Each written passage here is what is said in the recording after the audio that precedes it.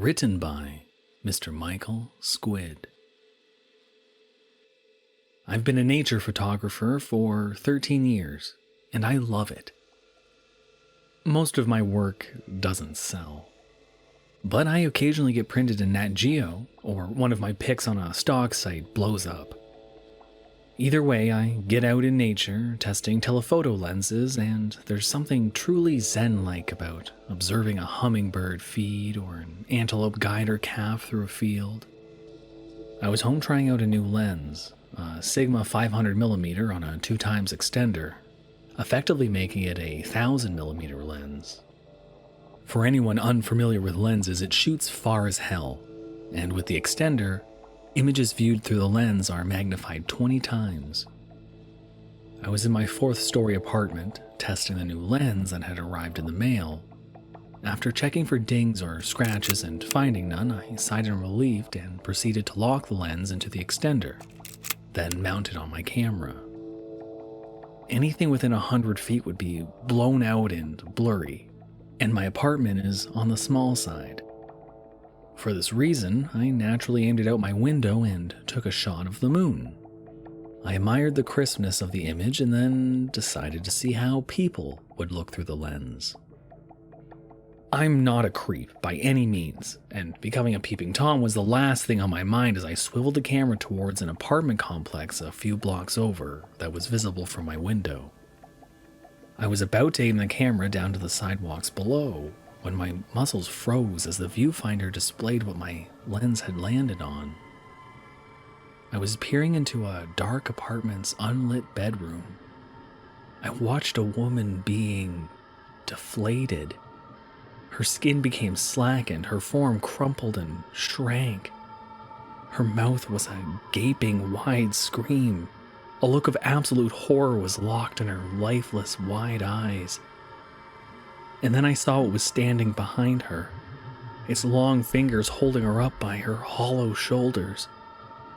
Looked like a woman, but it wasn't one. The mouth was an X that unfolded outward, revealing rows of jumbled teeth from beneath the strangely bisected curled lips. From the middle of the bizarre opening, a long, slick tongue pulsed in undulations as it drank from the remains of the woman who was now no more than a limp husk in its arms. The thing feasting on the corpse had disturbingly long fingers and a bony frame. On its hairless head were 2 large dark eyes that swiveled upward. The thing stopped feasting and stood there, motionless. I felt a chill roll down my back as I realized it was staring at me. I instinctively snapped a shot. There was absolutely no doubt at that point. It had seen me. And then it charged towards the window of that apartment with lightning speed. It lifted the pane and climbed down the face of the apartment building, its backward folding legs and elbows raised in pointed arches like those of an insect. The speed at which it descended the building and reached the ground was astonishing.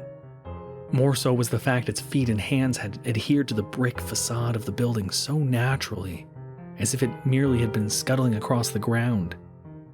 Now it was bounding, quickly closing the distance between the apartment it had climbed out of and towards mine. I looked down out of my own window as my heart pumped in my chest. The thing with that hideous face had reached my building, and I watched in horror as it began scaling the side with deadly speed. I let out a whimper and stepped backward. I only had seconds to react before it was up to my window. I ran out of my door and into the hallway as my mind reeled with the immediacy of the danger. I raced to the stairwell, pushing open the door and slipping inside just as I heard my apartment door begin to open. I was already racing down the concrete steps when I looked behind me and saw those long, strange fingers reaching out from my apartment's door. I prayed it hadn't seen where I'd gone. I felt sick from the mounting horror of that thing pursuing me, of how deftly it scaled my building. I had witnessed that thing feeding, and it was clear it was going to try to stop me by any means.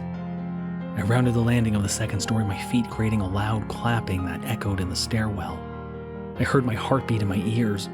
Ground floor, my eyes locked onto the glowing red exit sign. I rushed towards it as I heard the loud slam from above. It was in the stairwell. I pushed on the bar to the door, heading out into the cold winter night. I hadn't time to grab a coat and the chill cut through my shirt. Yellow streetlights overhead cast harsh shadows and I struggled to decide which direction to run. I could run left as a police precinct was only a few blocks away. I had a feeling I wouldn't make it. That thing was too fast. I decided to head right, sprinting down the sidewalk towards the subway just a block away. If I could descend those stairs underground, it would buy me enough time, perhaps. I just rounded the block of the empty street when the metal door I had exited boomed open behind me. I ran until my muscles burned and my lungs were sore. I could swear I could taste blood, my heart pounded with every sprinting footfall. The subway entrance was in view. I heard the rapid slapping of palms and bare feet behind me, the racing thing far too large and far too hideous to look back at. Time slowed as I entered the dim stairwell underground, and it hit me. I'd forgotten my wallet, my Metro card and all. I had no alternative. I raced towards the turnstile and hopped over, banging my shin against the metal bar with a sharp pain. I raced towards the next set of steps down to the platform, fighting the pain in my leg and the instinctual desire to stop putting weight on it. "Stand clear of the closing doors, please," the friendly voice stated. The train was leaving the station. I heard the slaps behind me echoing off the tiled interior of the station. Absurdly fast and hunting me like cornered prey. I tripped down the last step, seeing the train car with just a few somber faces staring down into their phones. "Hold the door!" I screamed in a harsh voice. A middle-aged woman glanced at me, then back down to her phone. The slapping steps behind me were a few meters away, nearly at the stairs. How was it so fast? I leapt forward as the door closed, sliding on my belly, face first into the car. The doors had closed, but on the plexiglass window was a splayed palm and long fingers twice the size of any I'd ever seen. It was gnarled and pale, taking up the entirety of the black pane. A middle-aged woman wearing a colorful dress and a puffy black winter jacket saw it too. Her eyes widened and her jaw dropped open. But we pulled off, out of the station, away from whatever that thing was.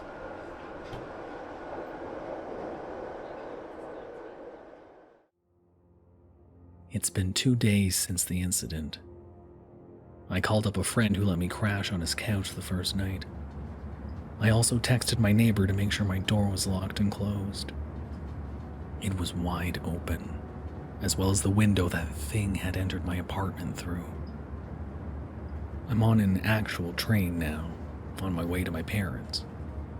I called to work expressing a family emergency, and I haven't even tried to tell my story yet out of fear of sounding like a lunatic. I saw something I shouldn't have. Something inhuman and absurdly fast. I saw it take a life, and I know it will do anything to keep me from exposing it. The trees out the train window whip past in a blur. Lights from distant homes on the horizon shimmer. The moon is just a sliver, so the visibility is low. I decided this was the perfect time to write it out in some attempt to make sense of it all. I just wish I hadn't glanced out the window one last time. Nothing should have changed.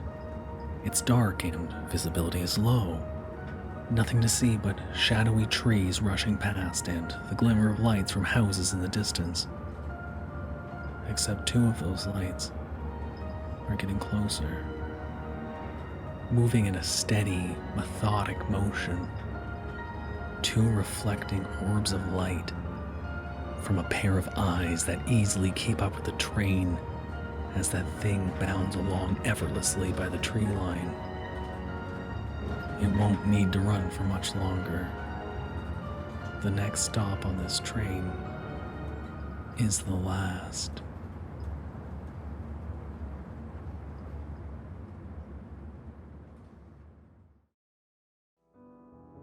Thank you for listening. You can probably handle another horror story, right?